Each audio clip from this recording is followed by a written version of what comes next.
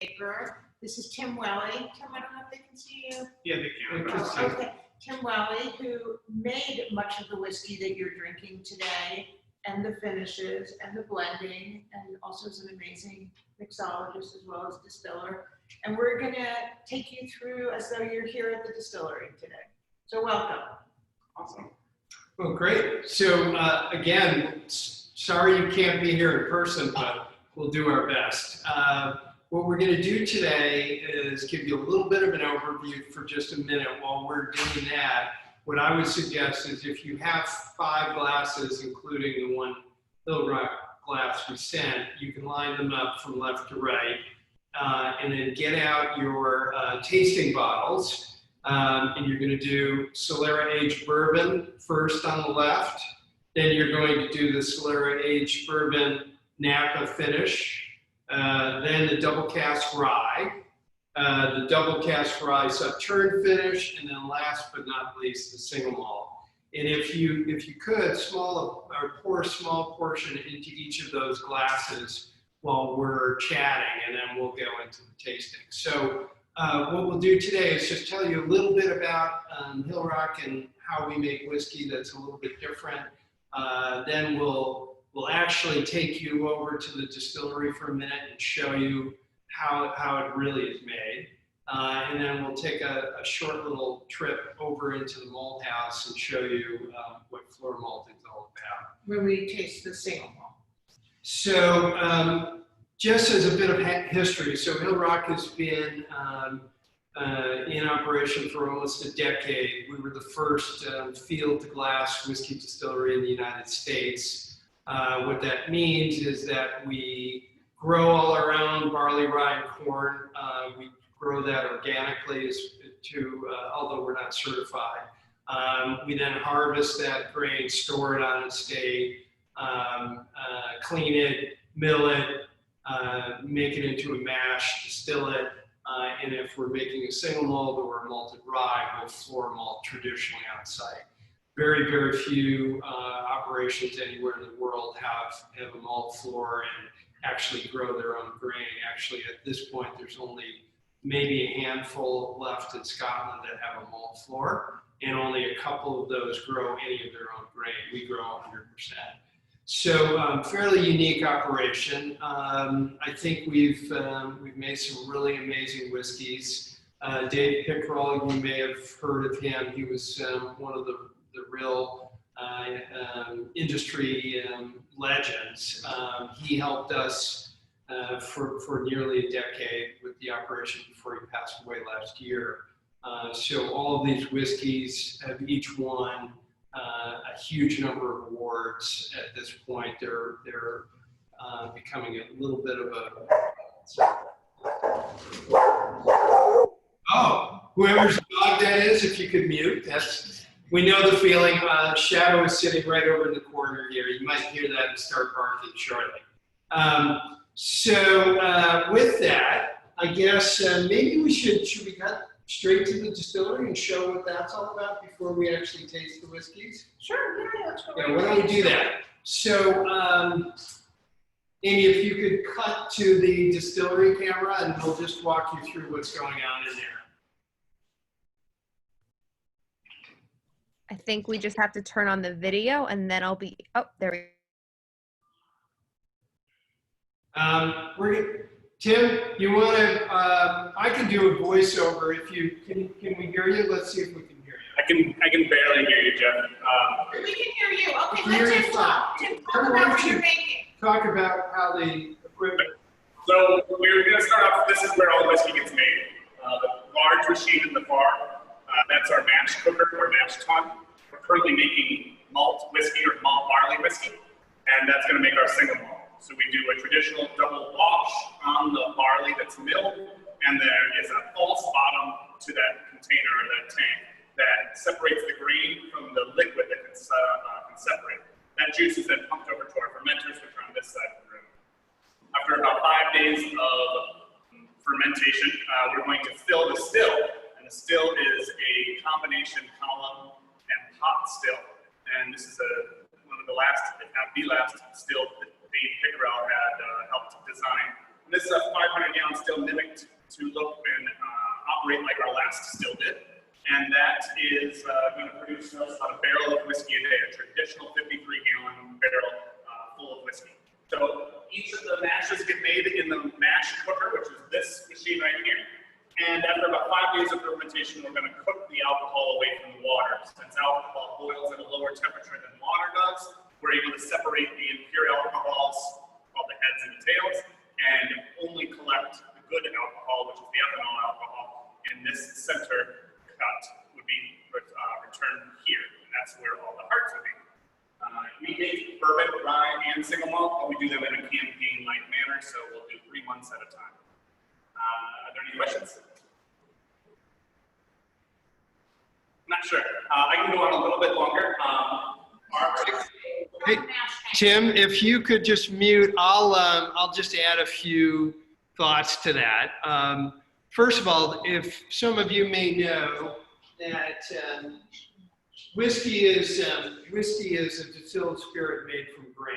So bourbon is a whiskey, rye is also a whiskey. Could you please close the door, Cathy, and mute that? We're getting an echo. Have them mute that one too. Okay. So the all of the whiskeys that you're tasting tonight are in fact whiskeys. The difference is the mash bill. In other words, what kind of grain is going into the still. In our case, our bourbon is a high rye bourbon. It's about, we're making it actually with 49% rye, 51% corn. By law, it has to have 51% corn in it. Then the rye whiskey is 100% rye, estate grown. That's fairly unusual. A lot of rye whiskeys actually are very close to a bourbon, where they'll have maybe 51% rye and the balance will be corn and or wheat or barley. So that's a somewhat unique mash bill as well. And then the single malt is traditionally 100% malted barley. Ours is as well, but it's grown on estate and then floor malted traditionally. So with that, I think what I ask you all to do, hopefully you're all set up now.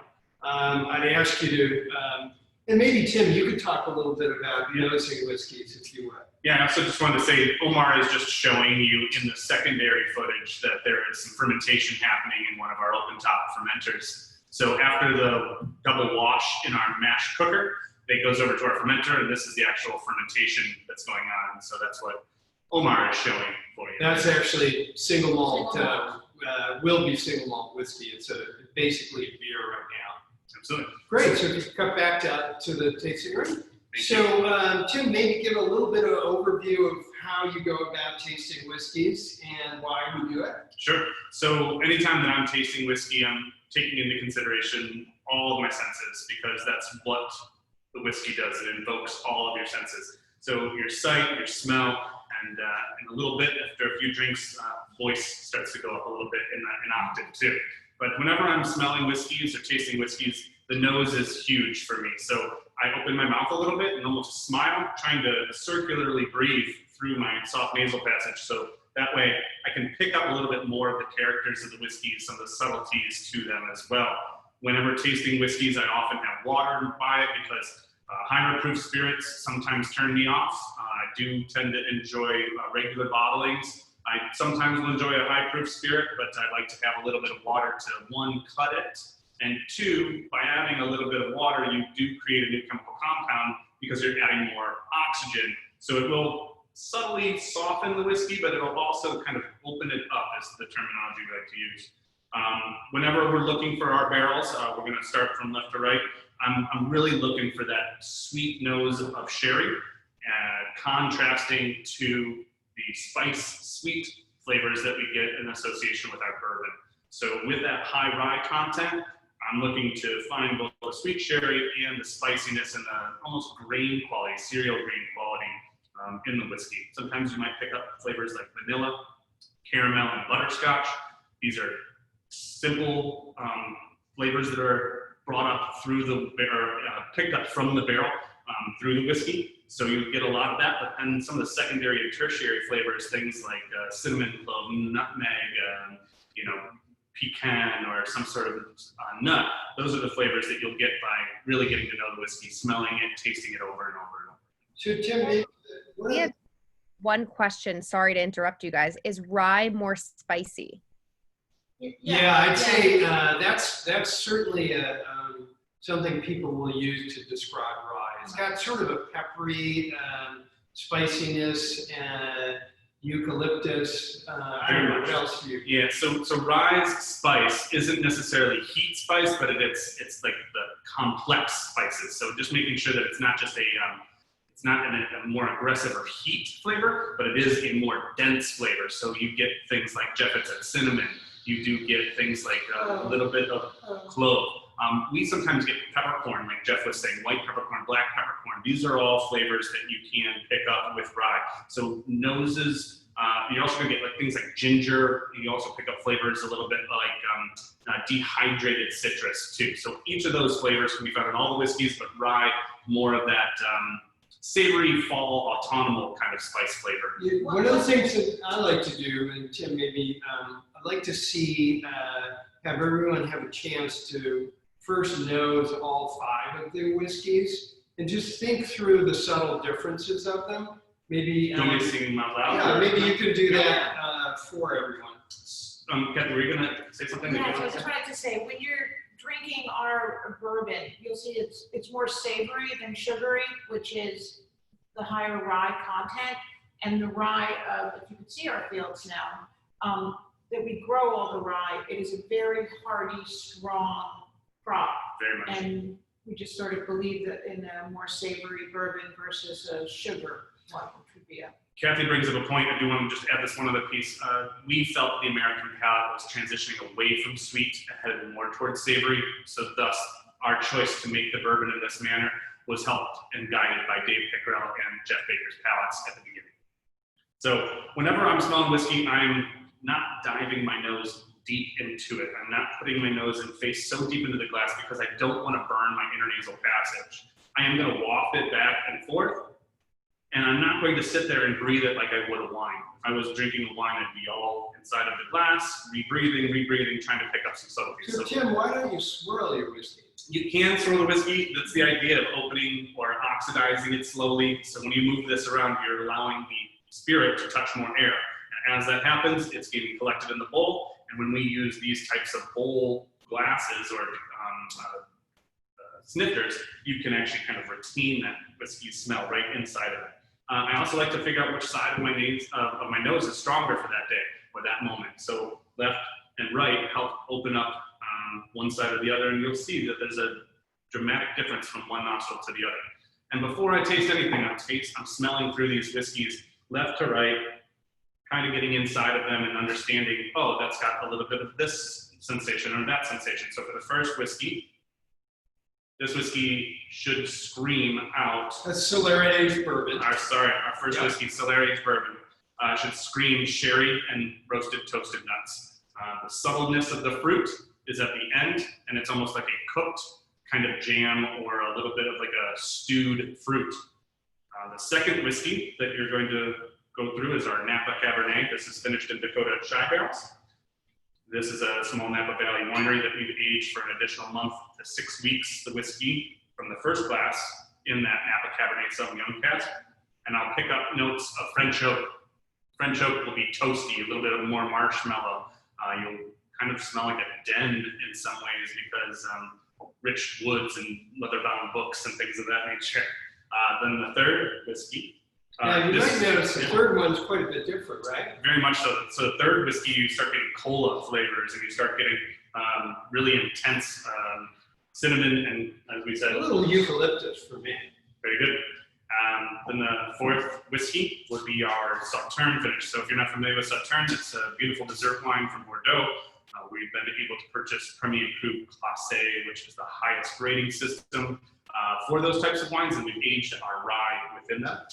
And that picks up orchard fruit, things like honey, a little bit of maybe some peach or nectarine sometimes, but those are the flavors and sensations that you get with Sauterne, so those will be reflected. Maybe a little orange blossom.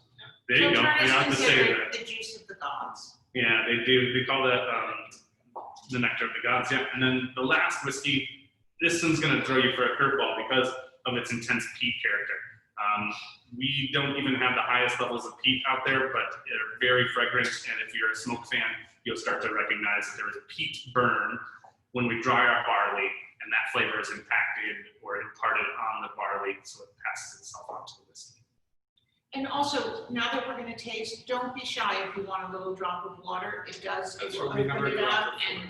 and So now that we've smelled through all of our whiskeys, we start with our home run, our Solera aged bourbon. By the way, before we start tasting, did anybody have any questions or comments about how different the nose is on those whiskeys?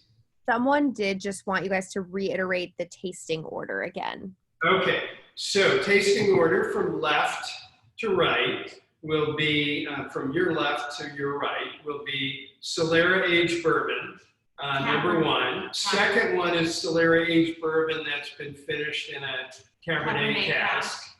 Third from the left is our double cask rye. 4 is the double cask rye that's been finished in a Sauterne cask. And then 5th, but not least, is the single malt. is that making sense with your labels on your bottles? I think so. I think so. Yeah, feel free to unmute yourself and ask a question or chime in. I think another question, yes, Megan said perfect, so that's great. Another question is, which is typically more popular?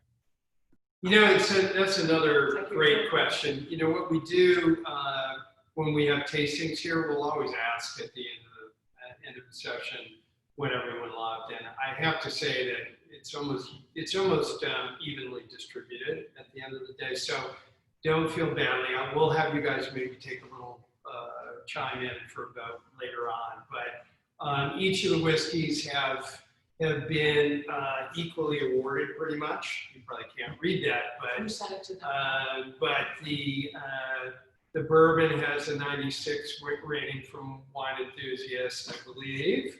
And it's won, I don't know, maybe 20 gold medals in major competitions at least.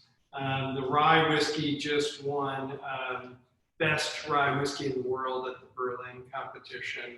And it's won a number of gold medals. Jim Murray's rated it very, very highly. And the single malt got a 97 rating from Wine Enthusiast, and that's the highest rating ever given to a single malt or scotch. And it also won best whiskey at the major LA competition this past year as well. And it beat out all the cult whiskeys and 30-year-old scotches, etc. So, Anyway, you can see it's like our child. yeah. But with that, I think Let's it's try time some to try whiskey. some Let's whiskey. drink some whiskey. It's So I always- almost 6 o'clock. Yeah, I always like to not shock my system, so the first sip should be your smallest sip, and it's just to acclimate your palate, and then the choice is yours at which speed or quantity you like to consume. I love the smell of our bourbon. It creates its own consistency through the method. We do get some subtle differences from batch to batch or draw to draw, but the finishes for 36 to 45 days in Oloroso casks. Oloroso is a type of sherry, and they were 20-year-old Oloroso sherry casks prior use, so there's so much impregnated flavor in the cask and it passes itself on to our whiskey. So while you're trying that, just a second on Solera. You might wonder what that is. What's the Solera aging process? So that's another thing that was a little bit unique. Historically, ports and sherries have been aged in a Solera method, and what that is if you sort of visualize a pyramid of barrels. Historically, they would take a little bit of port or sherry out of the lowest tier of the barrels. Go ahead and bottle that. Then they would cascade the other tiers down, and then they'd refill the top with younger port and sherry. So they'd never empty all the barrels, and with that, there would be just this mingling of different aged spirits that creates a real complexity, but also a uniformity. And for us, the other thing that it's accomplished is when we set up the Solera, we started with bourbon that was about 30% rye content, and we've been putting 49% rye content bourbon in. So every year it just edges up just a tiny bit in rye content, sort of following what we think is kind of the consumer's palate. Yeah, slowly morph it more and more towards our own production style. Absolutely. So flavors that you get, I always get a brittle, like a peanut brittle, or almost like a toasted roasted nut quality to our Solera aged bourbon. And at the finish, this is what we call the single malt or the Scotch Draper's bourbon because of that sherry finish. So if you're familiar with Scotch whiskeys, and most Scotch whiskeys use either sherry wood or sherry barrels in addition to bourbon barrels to mature their spirit. So we get a lot of that character that a lot of single malts have through the sherry finish on our first whiskey. The next Solera aged bourbon with the Napa Cab finish. This is one of Cathy's favorites. This is one of my favorites. So this is the Solera aged bourbon that you just had. So it's still been finished in the Oloroso sherry cask for about 45 days. And then the Cabernet casks that we're finishing it are from Dakota Shy, which is a wonderful small vineyard in Napa, in Rutherford. They're making beautiful wine. And then we finish it in that for about a month. It's based on taste. Tim and I have a lot of fun tasting in the very end. He's got an amazing palate and has educated me tremendously. But smell it with your mouth open.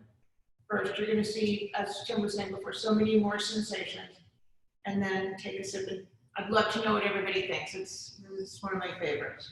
We get a little red fruit from this. Hope that you can experience that. The red fruit is definitely from the impregnated French oak that they use to age their wines.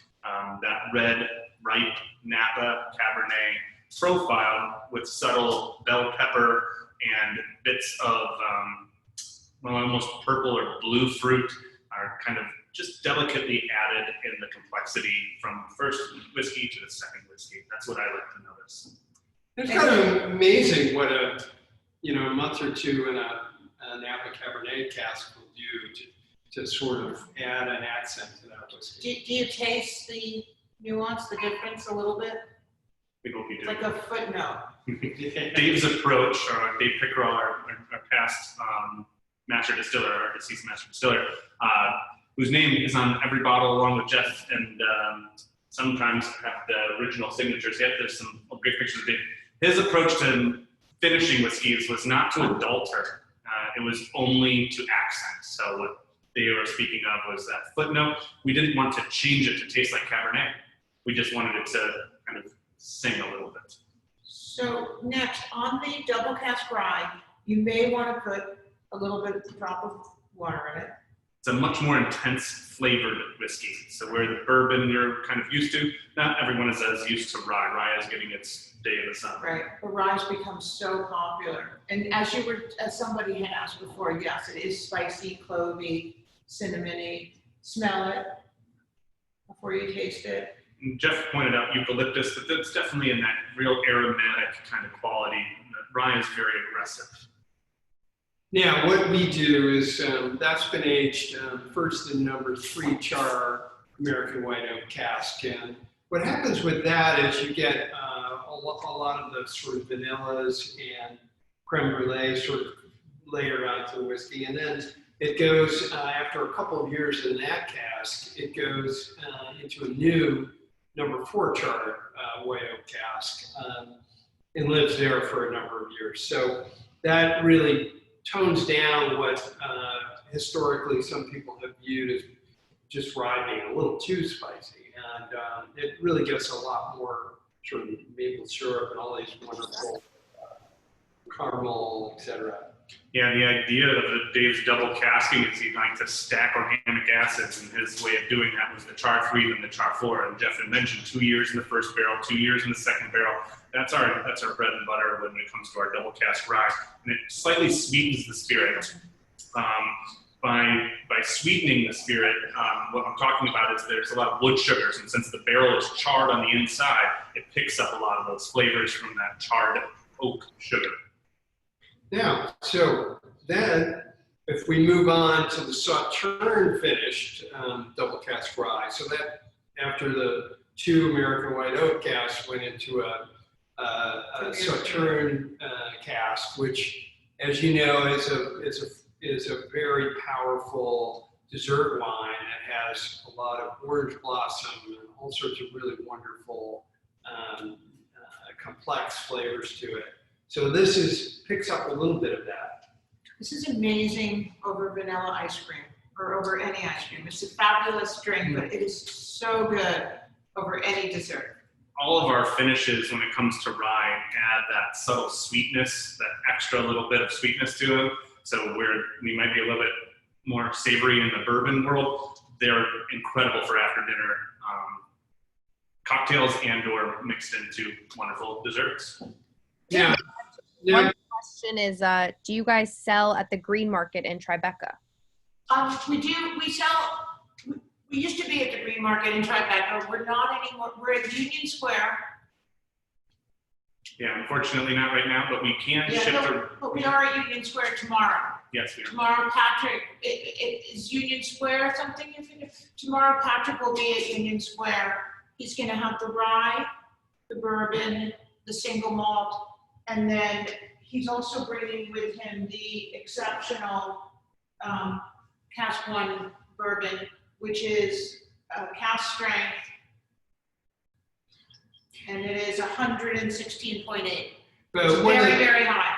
And one of the things now with the whole pandemic, I give Cuomo a lot of credit for many of the things he's done, but one of the things he did to help local economies was allow distilleries like us, New York Farm distilleries, to actually take orders online, Chop Hillrock, and then we can actually send it to you anywhere in New York State.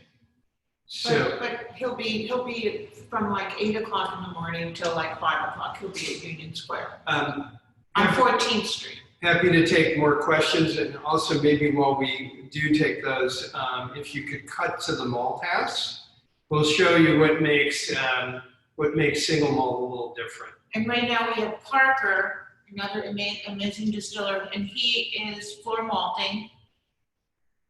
Yeah, there we There you go. go, So Parker. no, it's not a Zen garden, but it's close. So just a little bit of trivia for you. That's about a ton of, is that barley on the floor or rye? This is rye, actually. We malt both barley for our single malt, but we also malt rye, which makes just an unbelievable, great whiskey, which we release very infrequently. We happen to have one out for Father's Day. There might be a couple bottles left if you go on to Shop Hillrock, but it even tones down that rye whiskey even further and makes it a little more subtle and elegant. But that's about a ton of grain on the malt floor, which is about 1 acre of harvest. We're farming about 850 acres organically, and we run through different rotations. So every year we'll harvest about 350 acres or thereabouts of grain, which we can store for up to 2 years and then clean and mill when we're ready to make a whiskey. So the grain was laid on the floor this morning. So what's actually happening there is the grain gets soaked in water, and it sort of thinks it's springtime, and it's about 55 degrees in our malt house year round. And as it gets drained and then put out on the malt floor, and then every 6 to 8 hours it has to be raked to aerate it and to keep it lively and moving. And what happens is it starts actually growing. So it's effectively sprouting, and that creates, it converts carbohydrates into sugars through a few different chemical reactions. And then when it's created enough of those chemical reactions, it has to be stopped, and we do that by drying the grain. First, we smoke our single malt with peat from Scotland. We smoke our rye with both peat and with fruit woods. with that, you could probably cut back to us at the bar.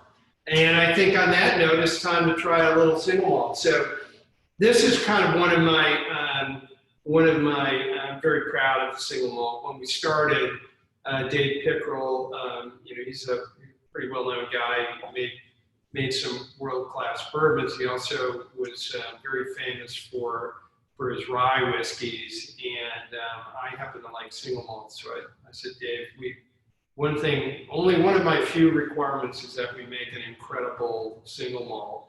So we built the malt house so that we could floor malt, and started, actually the first thing that came up our stills was single malt. And unique in that we're actually harvesting by individual fields. So this coming year we'll release some single malts from different fields actually. Yeah. With that, let's take a nose of that. Very different aroma, right? Smoky, but a sweetness as well, at least for me. But that smokiness, and it's almost a single malt, I think, is a little more delicate whiskey in a lot of ways, and that has to do with the way it's actually fermented and distilled. American whiskeys, we keep the grain together in a porridge and cook that as porridge, and then put it in the still and distill it as a porridge. Single malts are not done that way.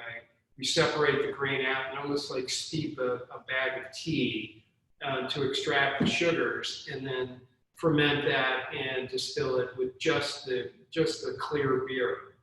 Then this single malt is called OPX because we finish it first in an Olorosa sherry cask, and then it has a second finish in a Pedro Jimenez sherry cask. So it has a beautiful complexity. What do you think about that, Tim? Yeah, one of the coolest whiskeys to assemble each year. This OPX is more delicate, as Jeff said. You do get subtle notes behind the smoke, so you can really get lost in a glass. It's the highest proof of our 3 spirits that are presented, the 5 spirits in our tasting. This is at 96.4 proof. Traditional Scotch is at 86. We wanted to be a little bit more American, and we gave it a little bit more power. And with that extra power, we've been rewarded with great flavor and character. Some of the batches in the past have been lighter smoked, but I think we've transitioned into a consistency in a medium plus type of a profile, what we like to call our 18-hour peated profile. So 2 days while it's in the kiln, does it see peat burning fires below it. We should tell you also that grain is going to sit on the floor. It's going to be turned every 8 hours, 3 times a day, and that on Monday morning it will be pushed down to the kiln, which is amazing, and then it will be toasted. So guys, any questions?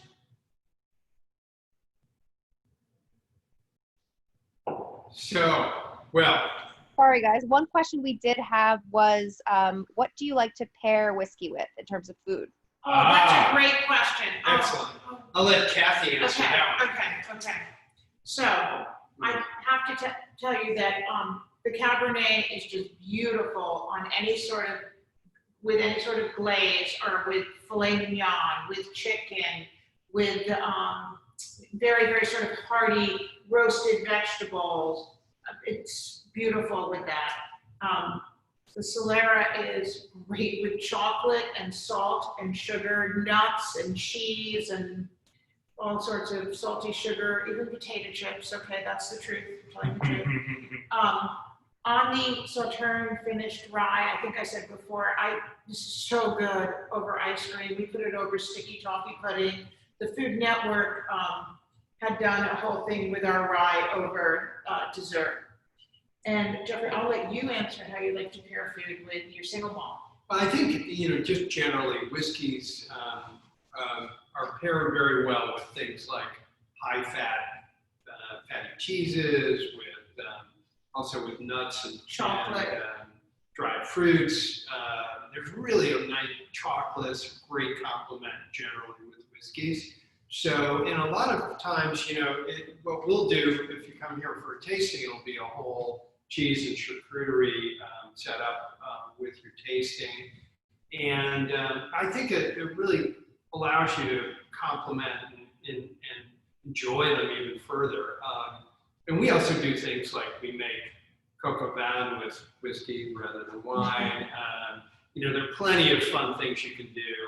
I don't know, Tim, you're quite a chef too. We've got a real foodie group up here. The only thing that I don't really like whiskey with is greens, fresh greens. I just find that they just don't complement each other at all. But I'll agree, fat, salt, and sugar. Food. Fat, salt, and sugar are 3 things, and protein, like Cathy and Jeff have each said. Each of those things are recognized here, but they just kind of bump it up to that next level. So something really salty, something really sweet, and maybe something a little fruity. Can you guys talk a little bit about where the distillery is actually located if people did want to come up and visit for a tasting? Of course, and also if you can book a tasting and tour or a tasting and tour with the charcuterie. We also have a really fabulous class that we do like once a month called Deconstructing Solera, and it's with all cask strength, and it's through the whole Solera process. It's a longer class. It's like 2.5 hours. It's with Tim and Cathy. But if you do end up booking something, send me an email because I would love to come and do your tasting with you. I think we're located in the Hudson Valley. We're about 2 hours north of the city. We're just near the Taconic. Jeff, you want to give any other? Or if you It's took the 100, train. 100 miles. You can take the train up to Hudson, New York, or Or no, you can Passaic, take the train to either Passaic, yeah. Amtrak or We're 30 minutes south of Rhinebeck, 20 minutes south of Hudson, and like kind of a 10 nice minutes little from day Pine trip. Plains and Millerton. We're also right next to the Connecticut border of Lakeville, Sharon. And one of the greatest things about us and other distilleries is we're part of the second largest beverage trail. So you could find us through the Hudson Berkshire Beverage Trail as well. There's a wonderful online presence as well as a map. And we're one of the highlighted distilleries that's featured in the wine magazine here for the Hudson Valley. We do tours by reservation. If you just go on the website and go to tours, it will. And thank goodness we're open again for tours. So you can actually come and see us in We're in person. phase 3 now, so we've been doing tours all day. They've been masked up and at private tables. So if you're interested or concerned, we'd be happy to answer any questions and have you as our guest. Awesome. And one other question we got is, with Father's Day coming up, what's your favorite whiskey for a special occasion?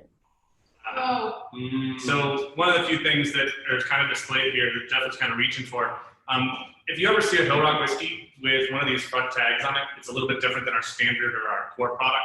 This is an indication that it's a private barrel, or it is a barrel proof or a special limited edition. Cathy mentioned it before. There is a special floor malted malt rye, single malt rye whiskey that was released. This is only the second that has ever been released, and that's called our Exceptional Cask Single Malt Rye. And this is one of only 236 bottles that's available. But I should say we only have like 50 bottles left now, maybe 48. But if the rye is not in your wheelhouse, there have been limited releases of bourbons and single malts. One that's in front of Jeff is another exceptional cask. There's only been 2 exceptional casks to date. And this is our, one of the sherry casks just was head over heels and a little bit above everything else. And we bottled it to its entirety at about 396 bottles, and they're all hand numbered. So these limited quantities, these limited items would be a great Father's Day gift.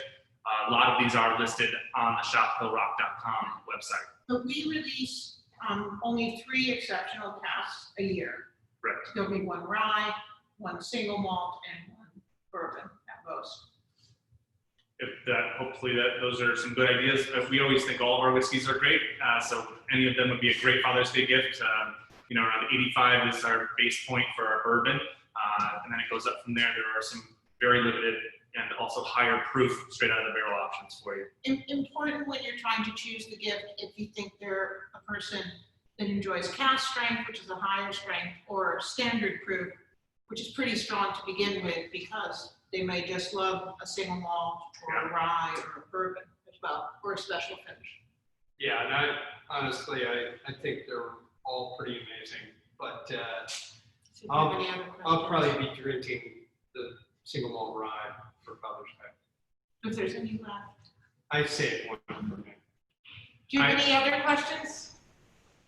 If anyone has any other questions, feel free to put them in the chat. I also put the shophillrock.com website in the chat for you guys to check out now that you know a little bit more about the whiskeys, in case you want to purchase directly from there. But yeah, I don't see any other questions, so you guys can feel free to shout those out if you have any before we wrap up. But I do want to say from Related Life, thank you so much to Hillrock Distillery. This was so educational, and I can't wait until everyone gets to come visit you guys in person, because the story is so interesting and it really seems like an amazing experience. Thank you. Well, we're hoping you're going to visit too. If you had your glasses out the entire time, it might be fun to go back and smell them again and again. Leave them out for a little while, walk away from them for a little while, and you'll notice that as they sit in the glass, they do kind of evolve. They open up more. So if you've left any of your sample bottle for another tasting or a different tasting at a different time, you can compare them to other whiskeys that you may have already, or do this exact same tasting again. And you can always throw an ice cube in and see what happens too. It'll change it. And also, it is Friday night. If you have a little bit of your bourbon or rye left, you can always make an old fashioned too. There you go. It does make the best old I fashioned. thought I saw a couple questions pop up there. Am I wrong, maybe? Just some people saying thank you so much, and that they'll be planning a visit. So I think everyone really, really enjoyed this, and it was a great way to end the week and start the weekend. So thank you again, guys. You can look out for myrelatedlife.com. You will see this recording, share it with your friends, watch it again and do another tasting. And that'll be up in a few days, so we'll share that with you then. But thank you so much, everyone, and have a great weekend. Cheers. Thank you. Have a great weekend. Thank you for joining us. Thanks, guys. Stay safe.